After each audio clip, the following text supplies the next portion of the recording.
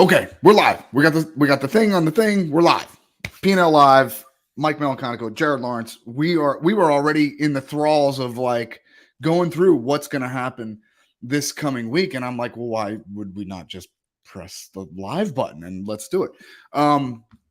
There's some good stuff going on this coming week. Mostly Penn State, Michigan, right? But then that's also the big duel. Yeah, that's the big duel of the weekend. That's what people are talking about anyway, right? Yeah. I don't like I'm looking at it, man, and I don't even know how Michigan competes. I like who Penn State's good, Mike. We have Penn to State. Penn, Penn I know. As it I turns don't know out, if you know this at all, but Penn State, they're good. they're good at wrestling. Here's the thing. You're right. But my job becomes like, okay, the what ifs. Like okay, I want, and when I say my job, I mean my job as I need to build drama for a duel, right? Like over the course of my career as a media covering wrestling, my job has been to create drama. Okay, well, what if this happens? Well, let's take this duel, but any toss up at all, we're going to give to Michigan. Okay, any toss up at all. Like Michigan's 10th, right? They're ranked 10th in the country, dual team wise, which is wild to me. Obviously, with their Penn State's payroll, one, right? They're good. Mm-hmm. Okay. 25. Michael DiAgostino against Braden Davis. Now, DiAgostino's an All-American, right? Now, I think on paper they have him losing, but we got to give him the win. That's a toss-up match. So 125. Give him the win. Michigan. Braden Davis he's young. He's a freshman, right? So yeah, we're going to give that one to DiAgostino. Now, has anybody known what did he do with his last year's knee pad? We have this thing. Mac Ryder has this thing that he is like, it's hilarious at the national tournament because he is like, do not get your head down by that knee pad. There is a chance you could go out. Is this thing just beaten to heck, right? So he's like, there's no way he washes that knee pad, but I think he got a new one. Well, look, Michigan's got money, dude. Michigan's got money. That it's turned like brown almost. Like that's what this thing looked like. It was like one of those knee pads. But I think he got a new one. As a quick make aside, a Twitter handle called remember how they did Mike Zadek's beard? That was like a joke. We could have a Twitter handle that's DiAgostino's knee pad. Oh, just as an aside, I had an athlete one time that was hospitalized and nearly had to amputate his leg from MRSA. Okay, like it got bad. Like they had to cut him open, spray the antibiotics into. It's gnarly, and I go, Kyle, how is this happening? Like we watched it. Like what is going on? He's like, Coach, I think it was my knee pad. I go, what do you mean? I go, you don't wash it? He goes, you can wash them. And I go, yeah. He goes, well, because I go, what do you like? You didn't think? He's like, well, I've just been dipping it in boiling water once a week. Oh, yeah. You can add soap to that. Yeah. I just dip it in boiling water. Sorry. Go ahead. Okay. 30-33. We got Nagao versus Ragnarsson. Mm-hmm. Now, obviously, Nagao is ranked 4th. Ragnarsson's 5. Now, he came back. I didn't even know this. I just found they pulled his shirt late. He said, you know what? The team needs me. I'm back. So this is 4 versus 5. They have it on paper a little bit just from like win-loss, common opponents. They have Nagao winning, but you know what? We're going to go the other direction because we're going to try to create drama. Right. So we're going to 33. Switch it. Yeah, we're going to switch it. And Izzy guy, it's Ragnarsson is Izzy trained, right? Yeah. Oh yeah. Yeah. So we're doing this not necessarily to what's right or wrong today. We're trying to create drama. That's right. So Michigan's up 6-0. Okay.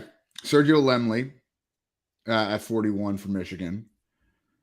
And Bo Bartlett. Bo Bartlett. So this is going to be a hard one for us to like try to switch that. Now, Can we? I do But I think guess this the could question be. is, do we go bonus points for Penn State? I say no. No. Okay. I think that Lemley is really good at keeping things close, right? And he's got some good wins too. I mean, he's got a good win over Clay Carlson.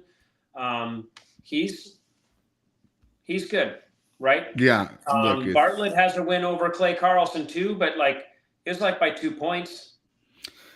So I think we just give them the regular decision. Okay. Okay, now we get to 49. This is where it gets a little interesting. So we have Austin Gomez and Tyler Kasich. Kasich's young, man. He is young, but man, he's also good. I don't see. This was the one that I was like, yeah. I actually kind of want to give it to Kasich, who happens to be another PNL team guy. He's an M2 guy. Yeah.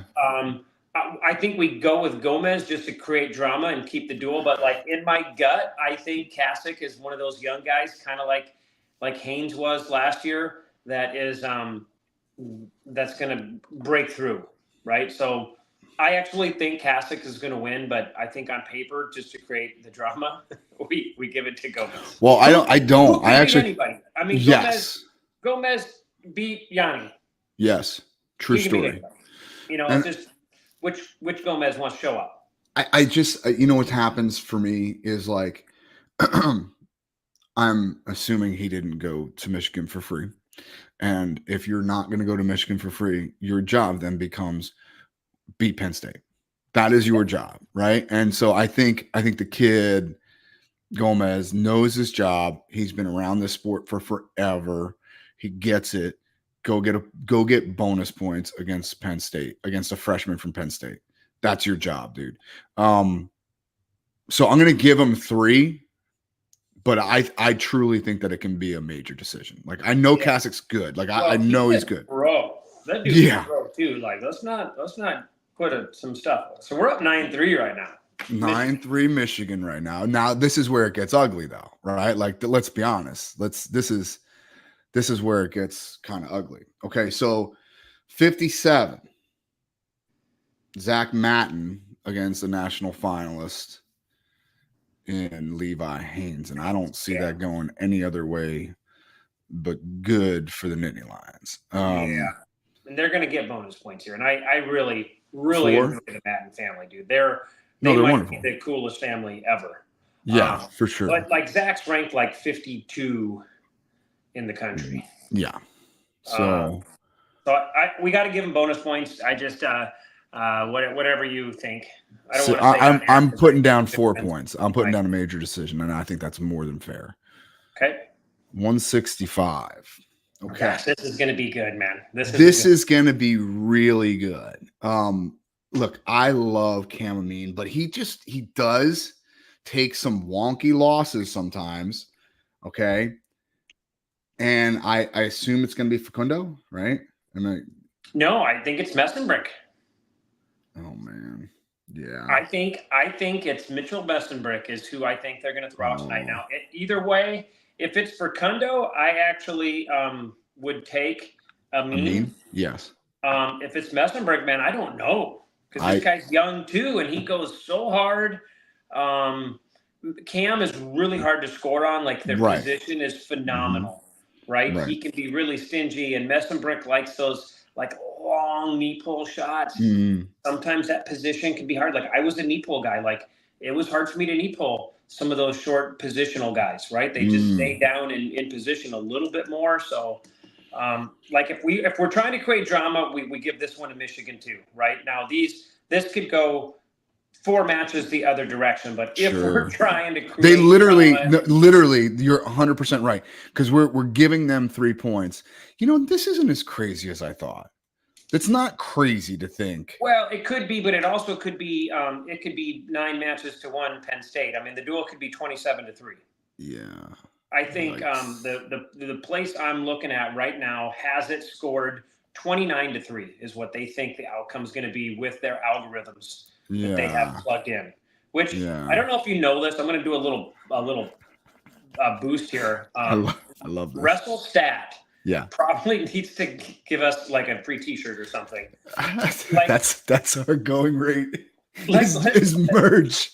I just found out that, like, I was using it for rankings. I just found out that you can do duels. Like, they have a duel. You can do comparison duels. They're really good, dude. They're really good. Algorithms that pull up. Like, I would love to look at like this and be like, whoa, hold on here. Like, these guys, like here's an example. Like Cam Amin, Mitchell Messenbrick. He's young, so they only have one common opponent, and that is who's the common opponent? Brevin Casella. I don't know who's the 29th guy in the country. Okay. It looks like Cam beat this guy 4-2, and then Mitchell Messenbrink tech followed him. I mean, I don't know. Yeah, but you're also talking about very, very positional wrestlers versus like Cam's dude. Messenbrink is a kitchen sink kid, being stingy. Yes. Right. Now let me ask you this: as a coach, who do you like training better? Do you like training the positional wrestlers? No, or do you like, I don't. Give me the kitchen sink. I want a guy that shoots 1,000 times because that was me. Now Brandon Paulson might be different, right? Because he's short, stocky. You know what I mean? Yeah. He might like that position side of it, you know, all those. Sure. And that's why you guys are awesome together because it's the duality of it. Because I'll be honest with you, I'm with you. Like my son, he's a kitchen sink kid. Like I'm like, hey, go score 100 points. Go score 100. Like it's a race to 100. And he loves it. And he's got a motor on him. And he just enjoys the wrestling. And guess what? He gives up takedowns. He was in the finals of this tournament, and we were talking to one of his teammates, and one of his teammates is having trouble pulling the trigger. And I go, hey, do you think Jack wrestled well yesterday? Yeah. I go, do you think he wrestled well in the finals? He goes, yeah, he got a major decision. He looked great, blah, blah, blah, blah, blah. I said, yeah, you know, he gave up the first 2 takedowns, right? Not the first one. He gave up the first 2 takedowns. Like, go throw it against the wall. See what sticks, man. Like, that's you fun to be good. Me. To do that, you have to be good on bottom. That's the catch. Yeah. If you're not good on bottom and you start throwing the kitchen sink and then you get ridden for 4 minutes, it doesn't help. Not advantageous. Okay, so we're 12-6, definitely trying to create drama, giving any toss-up match to Michigan. Okay. 12-6. So 74. Shane Griffith against is it 3-timer now? Is he 3-time Strachey? And he's got 2 years left. Strachey, you know, on paper could be a 5-time NCAA champ. It's bananas. It just sounds crazy to me. Yeah. I don't know why it sounds crazy, but it does. Yeah. I don't see that's national champ versus national champ. I'm a Jersey guy. I still don't see. I think Strachey's getting better. Yeah. Like, I think he's getting better. Yeah. The only thing I think would be if Griffith, I mean, he can be a very, what is the word I'm looking for here? You know, like he could like rope-a-dope him a little bit. Like, yes. Let's call it intelligent. Like play the game, the game, and snake one, right? Yeah. That's how he's going to have to beat Strachey. How did he score? Defense, because he can score. When you get to his legs, like he can do some crazy stuff and score on you, right? Yeah. That's harder to do as you're getting run down, but like that's what I would say, like that's what he needs to do. He's going to have to like keep the match close, keep it close, and score in those, you know, Jared, defensive positions, man. I just don't see it happening. Like Strachey's too much. I don't either. Just too much. If that was their game plan, that's what it should be. Can we give him three for Strachey? Yeah. Okay. Fair enough. 84. Bernie Truax against Jaden Bullock. I don't know. I can't imagine Truax not winning this match. Yeah. Right? It's just going to be decision though, right? Let's just go decision. 84. All of a sudden we're 12-12. Yeah. 12-12 going into 97. Yeah. And then it gets ugly again. Jackson Smith, like, don't get me wrong, or excuse me, Strigal against Aaron Brooks. That's at least a major, right? Yeah. 97. Yeah, is at least a major. And I like Bobby Strigal. He's a pinnacle guy. Yeah, but Aaron Brooks is a generational talent. Yeah. Like, let's call it what it is, right? Like, wonderful, You go wonderful ahead and kid. make whatever call you want, and I'll just kind of nod my head. So that Fair enough. So I'm going to go 4 for 97 for Penn State and Indiana. Probably more than that, but that's okay. Fair enough. Okay. Lucas now, as we're going into heavyweight, the score on paper is 12 to 16. Yeah, 17. It could be like 12, 17, 18. 17. Yeah. So I have 17-12 going into heavyweight, and Lucas Davison is a well-rounded college wrestler. Well-rounded. There's no glaring holes in his game. There's no, like, he's a veteran of the sport. He's been in college for half a decade. So that said, I just think Kirkley is a far superior athlete. He really can be. And I don't even think to be honest, I don't think he's actually hit all of his gears yet. Why do you think that? And I would agree with you. And you have like his confidence, like I don't think he realizes, like, you're so long, so strong, so fast.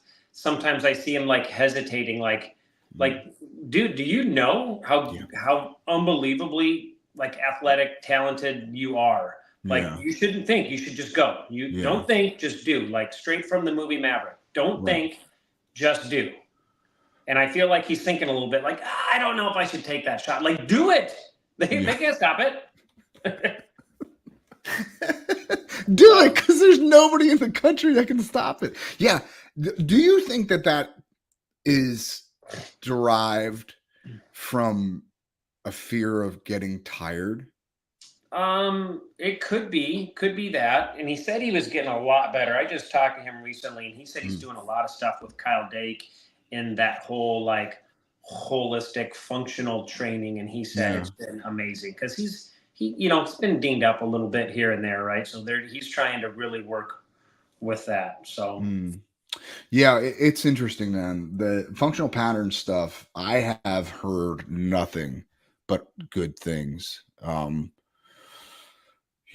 It's like, it's not what we were used to. That's for sure. No. Like, there's a lot of rotational stuff. I think there's everything, right? I think I would do, if I had it my way, right? If I could be like, listen, I got all the knowledge I want, I would do all of it.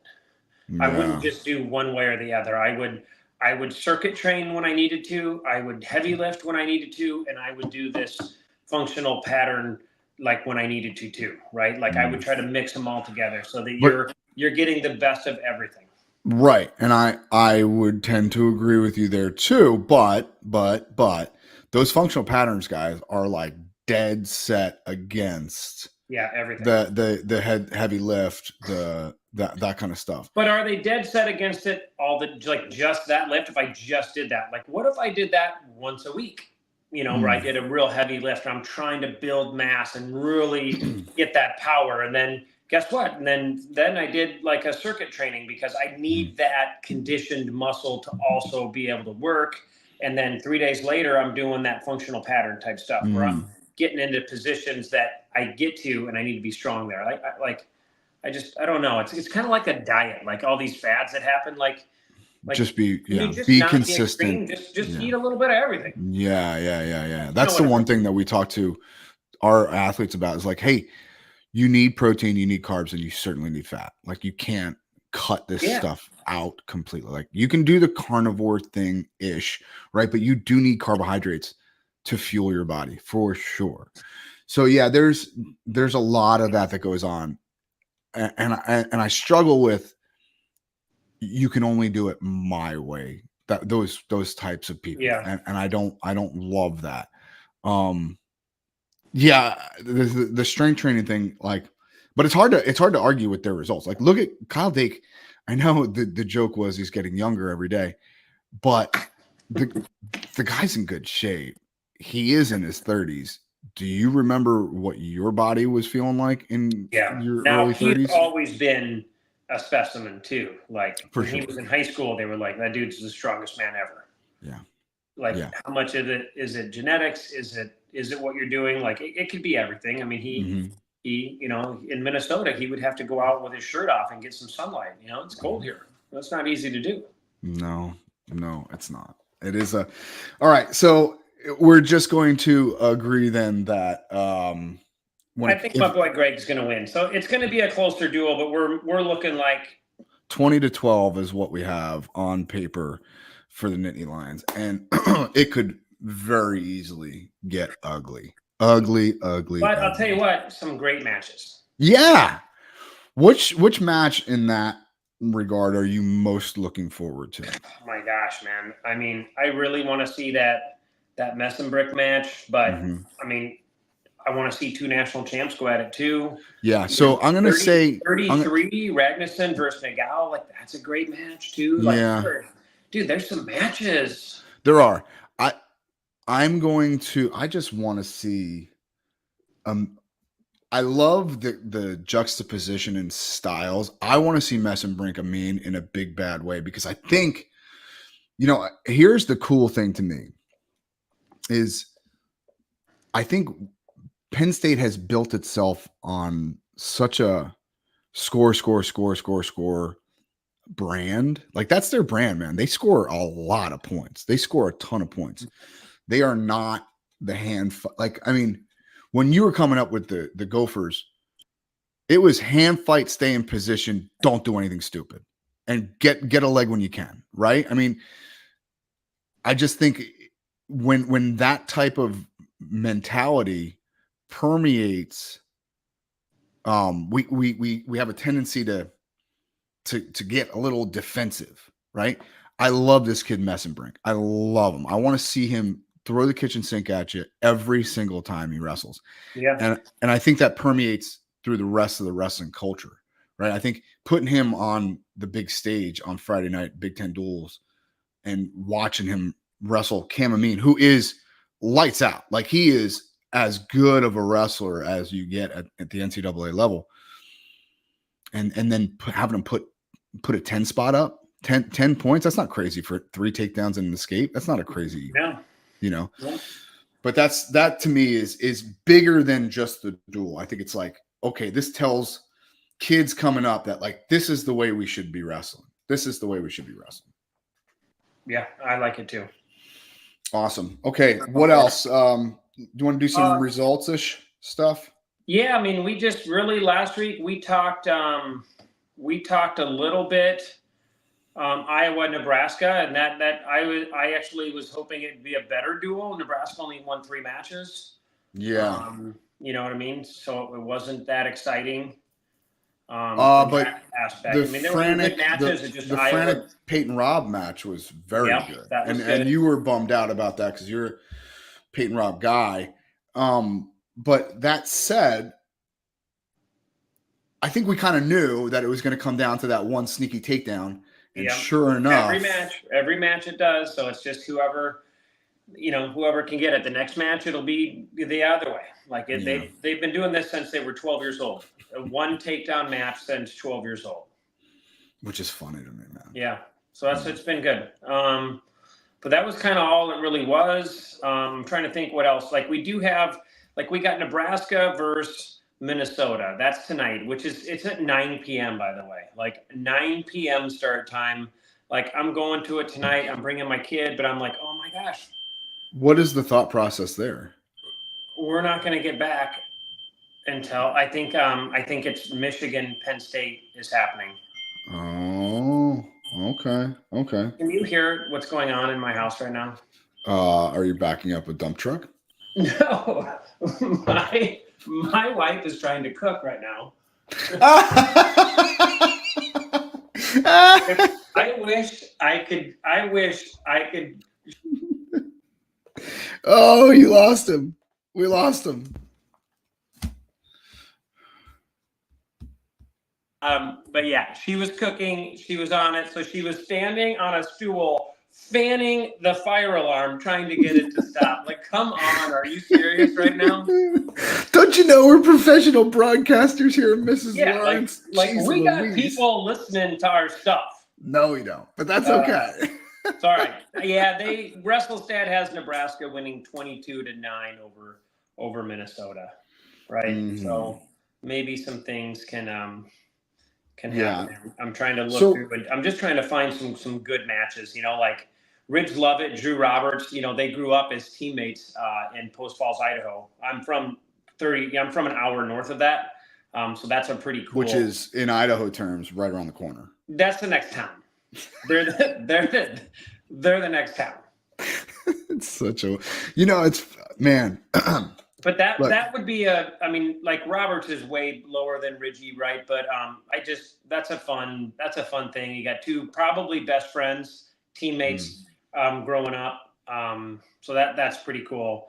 Peyton Robb versus Blockus, like that could be a great match. Blockus, just beat Frantic, like that could be a really fun, good match. They have Salazar and Pinto, 7 versus 8. That could be a good match. So yeah, but that's who's going for 65 for the Gophers, because Caliendo, I really want him to be tested. I just don't know. Yeah, they have Blaine Brenner. He's I think he's an Askren guy, right? Real good on top, that kind of stuff. But yeah, that's who they have in. Okay. Is any other notable results? Because I called the Cal Poly duels this past. I'm going to sound like a little bit of a homer here, but yes, Cal Poly is doing well. They're winning matches that they're supposed to win, which is always a good thing, right? Like, there's no surprises. They beat the tar out of American University, and then they beat, because Nickerson's doing a real. Yep, it's not on my end. You're frozen on my end. Could be me. I live in Minnesota. I got it. We're good. We got it. Yep. Okay. Back. So Cal Poly is doing the right thing. They beat up on American. They also beat up on, for all intents and purposes, on Northern Colorado, which I had some question marks going into that duel. And then on Sunday, they won again, and I can't even remember who they wrestled off the top of my head. Jeez Louise, I called the damn duel. But the point I'm trying to make is, not only are they winning the matches that they're supposed to be winning, they're putting butts in the seats. And like, granted, it is not thousands upon thousands of people that are going to an Iowa duel, but it's a start. Okay. Because I got to think that 10 years ago, when Cerritos takes over at Cal Poly, they were not pulling 1,000 people into that gym, into Mott Athletic Center, to go see a dual meet against Northern Colorado. But here we were watching a duel, and there's a raucous, and when I say raucous, I mean obnoxious, student section behind me that are just getting, it was Air Force. They wrestled. That's the best. Dude, there were moms getting on Air Force guys. Like, moms getting on him, like dude, get him a pillow. He's laying down. West Gym, Northern Iowa, used to be the worst place. They put the student section right behind us, so they literally would just hackle you the whole time. Like Brock Lesnar, like they're trying to heckle him, and he just turn around and just mean mugging everybody. That's amazing. And they don't care. There's like a keg behind the bleachers. I don't know how they do it, but there was something going on there. It's a shame.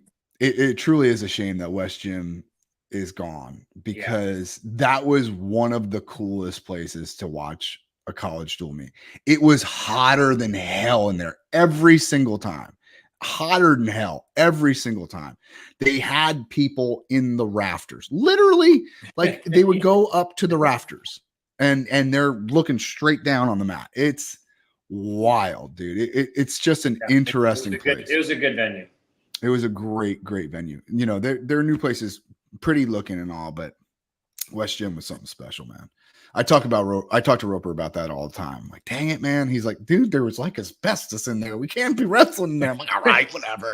What do you want? What do you want? Live forever? Come on, man. Come on, man. We're all gonna die at some point. That's right. That's right. Okay, what else we got? Anything else before we get We moving? got Okie State, Oregon State. Now, I'm not sure, like, this is on Sunday, right? And they have Oklahoma State over Oregon, 31-0. I don't know that that's. I don't think that's real. That's just from WrestleStat. But, I mean, you got, like, let's just go through some matchups, right? Okay. You got Spratley versus Brandon Kaler. They're both really good. Like, that's a good match. It's a great right? match. Then you got Fix, who's got Weissenhunt, who's, Weissenhunt actually has beat some good people, but, like Fix, like, still okay. Nothing really at 41, 49, not so much yet. But then we have, like, Oljanek versus Olguin, right? Like that's like a 13 versus 7 matchup. Like that's not bad. How about 184 Munoz versus Plot? Like that's like a good 2 match. versus 5. Yeah. Like that. Like there's a lot of toss-up matches with this duel, and then like 15 versus 18 heavyweight. It could just be it's not a bad duel. That's all. It's a good duel. I love the way that Munoz is wrestling right now. I love the way he's wrestling right now. I want to get a little bit more information here. Let me see. So Purdue wrestles Iowa, which really doesn't have any relevance other than at 125, since we talk about that every time that bracket is a disaster. Wow. I mean, I think Iowa's ranked number 1 right now, but Ramos could be number 2 in some rankings. So you got 1 versus 2. Like it's like those guys are just going. That weight class is crazy. Yeah. So Munoz took some ugly losses a few weeks back at Cliff Keen, but something tells me he wasn't 100%. He lost to Fishback from NC State, and he lost to Feldkamp, who's tough, obviously, but then he goes and wrestles against Penn State and beats Bernie Truax, who's real hard to score on, real athletic, like freak athlete. I just like the way the kid's wrestling. Plot's tough, right? Like he's just tougher than a $2 steak. But I just I love the way that Munoz is wrestling right now, and I think that might, not that the duel's going to come down to that. I don't think it will, but it's still like it's definitely something to watch for this coming weekend. Yeah, sure. as you're kind of trying to keep an eye on stuff, and that's really what we're trying to do. We're just trying to the tons of people that are listening to this podcast, like millions upon millions, just trying to give you some things to keep in check. There you go. Anything else to keep in check, Jared Lawrence? Nope, that's all I got. Awesome. Thank you so much for listening. We will catch you next time. See you.